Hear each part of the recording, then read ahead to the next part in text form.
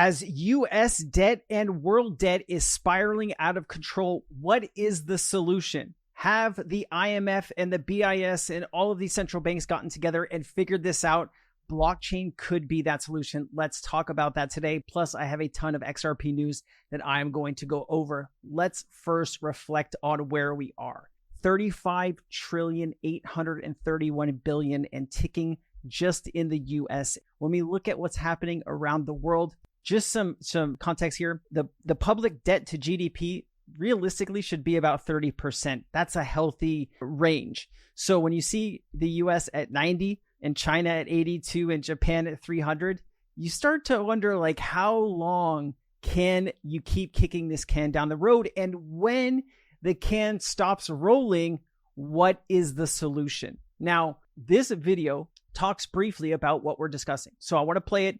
This is Versan from Black Swan Capitalist talking about global debt, and maybe the solution could be something like XRP. Let me play it. When we talk about the price of XRP, we have to look at the debt. And central banks have an incentive to dissolve that debt right now. And they found a solution, which is blockchain. They actually are going to, in my opinion, based on the research, and also I can confirm this, that the International Monetary Fund has already agreed on a price before all this integration started to happen. So this was a few years ago. They agreed upon a price, and I got a lot of information from Linda P. Jones, has a friend who worked at the Central Bank of Australia, and she said that they agreed upon a price, and it's in the thousands. Now, when we again talk about the XRP price, we have to look at the global debt, the incentive for central banks to dissolve global debt, in fact, also to utilize this liquidity, source of liquidity from XRP to facilitate, transparency.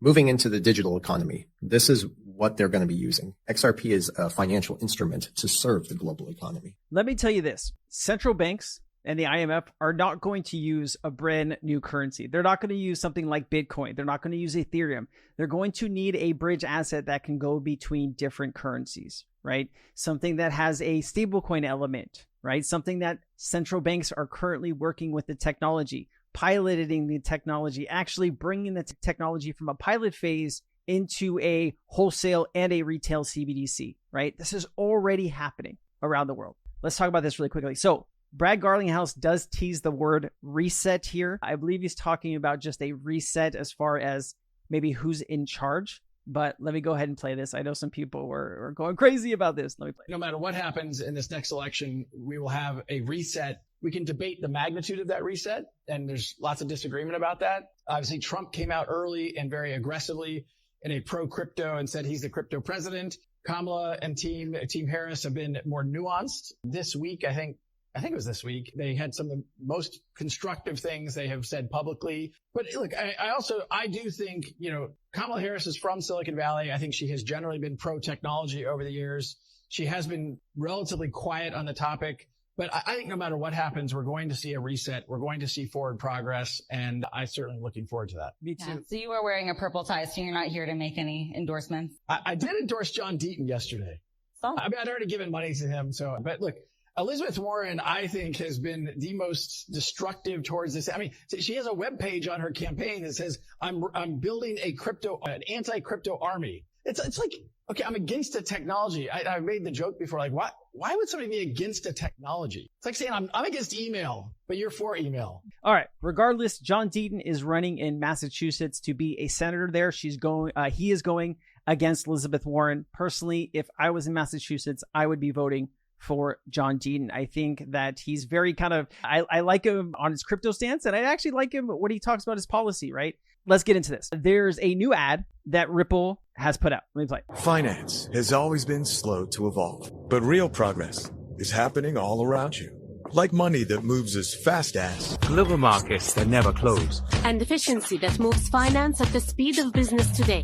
So forward-thinking enterprises, financial institutions, and governments can move forward faster. It's happening now, and it's ready for those who are ready to make change. So, are you on the right side of progress? Oh man, I love it. I love it. All right, I played this in another video that I put out, but I think it's very important that we talk about this. This is a 58-second clip. This is actually probably a conversation either that takes place in Japan, or this lady is from Japan. Japan's banks are preparing to adopt XRP for seamless transactions. She actually tells you how many banks that are working on this consortium using Ripple Let me play this. Actually, Japan is a very, very cash-oriented society. Surprisingly. Surprisingly, yeah, people think we are kind of advanced, but basically, by the way, I come from Japan, but the percentage of digital payments of all the transactions is actually only 19%. So it's actually kind of national agenda to increase digital payments. And the government encourage banks to innovate so that they can increase digital payments ratio. So now what we are doing in Japan is we created a consortium of more than 50 banks to come together to develop a completely new payments platform or infrastructure powered by Ripple's distributed ledger technology, which basically replaces the existing domestic payments system called the Zengin system, and also can be applied for cross-border payments as well. All right. Don't need to hear the guy's 2 cents at the end. He talks about Zelle. I wanted to, some people might be thinking maybe around 50 banks. Is that a high number in Japan? So I went to Perplexity. I asked how many banks are in Japan, and it said, as of 2024, Japan has approximately 218 banks in total, which includes various types of financial institutions. This figure encompasses city banks, regional banks, trust banks, and foreign banks. So there you go. Out of, 250 plus, 1/4 of all institutions or banks are a part of this consortium. That's pretty big deal, right? I don't know of another company like Ripple that has that many people, institutions working with it on their technology. And that's just one country. Man, it's going to be sweet one day when all of this stuff really kind of plays out on a larger scale. You need, people are like, why isn't something happening now? You need global regulation, right? You need value to seamlessly go across borders. You need adoption. You need liquidity. You need all of these things to really start moving trillions of dollars a day. You can't just start it today, right? You need more and more liquidity. And that's what RLUSD can bring in. So I just, this is right. A few years ago, when banks were deciding to upgrade technology and do all this stuff, this is really the kind of choices that they had, right? Bitcoin, very slow. Ethereum, very slow. Bitcoin Cash, Litecoin, right? XRP was really the only solution for the past few, decade and a bit that really spoke to banks and financial institutions. Also, I thought this was a really cool 15-second clip. Breaking news from Uphold CEO Nancy Beaton. You could take RLUSD to gold and other assets. Check this out. Certain pairs, you can take RLUSD to Bitcoin, Bitcoin to RLUSD. You could take RLUSD to gold. So on our platform, you can really trade anything to anything. So it makes it really easy for the user to get in and out of what they want. Yeah, that's pretty cool. I like it. Let's do this. We'll talk about that towards the end here. This was so Arum launches 1 billion tokenized fund for data centers, investments on XRP ledger with Zonix X. I can't say it right. The vehicle will focus on data centers investments across the US, United Arab Emirates, Saudi Arabia, India, and Europe, claiming to be the world's first combined equity and debt tokenized fund.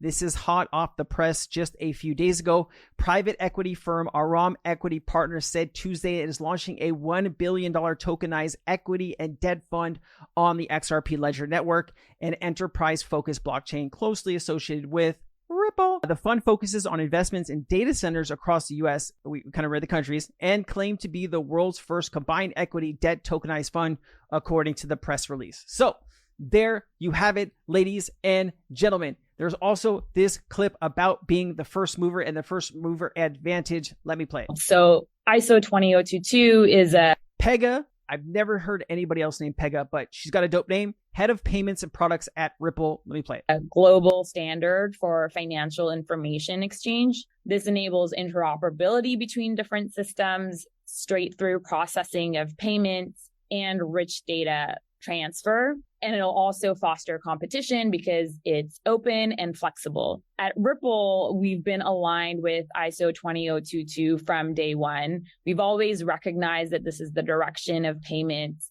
and it'll be better for everyone. And we were really a first mover on that front. We've also joined the standard body to help contribute to how payments will shape in the future. So it's a big deal.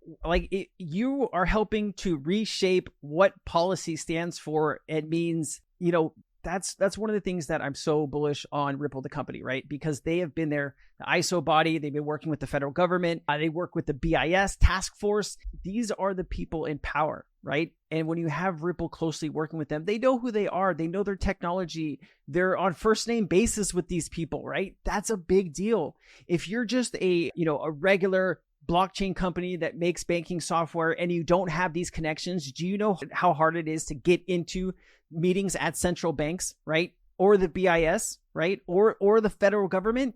It is, unless you have these connections, it is impossible, right? It takes a lot. You have to know people, and that's really what I like. So this has been blowing up. I just want to mention it because it's been mentioned to me a few different times, but meme coins on the XRP ledger have been starting to move on the upward scale. All right. Nothing insane yet. Not $1 billion meme coin yet, but are you trading memes on the XRP ledger? If so, what are we buying? Let me know down in the comments. These are some of the maybe hottest memes. I put that in quotations because meme coins, 99% of meme coins go to nothing. You need to be very careful about what you're doing here. Please do your research, talk to your financial advisor, whatever you need to do, but be very careful with meme coins, okay? Flippy, ATM, Sweep, Drop, Clown, Sir, I think it's Gary Gensler, Shaco, Brand, Pepe, Burrito, Bert. What are you trading? Also, I am up really nicely on a few meme coins. I have been trading inside of Cryptonairz. We have a whole meme coin chat going on in there. A lot of really good information from people all across the world.